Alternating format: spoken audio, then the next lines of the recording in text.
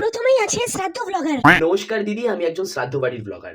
কিভাবে লোকের শ্রাদ্ধে গিয়ে গান্ডে পিন্ডে গিলে ব্লগ বানিয়ে 3 চালা বাড়ি থেকে আমি আজকে 3 তলা বাড়ি করেছি, সেই গল্পই তোমাদেরকে শোনাতে এসেছি।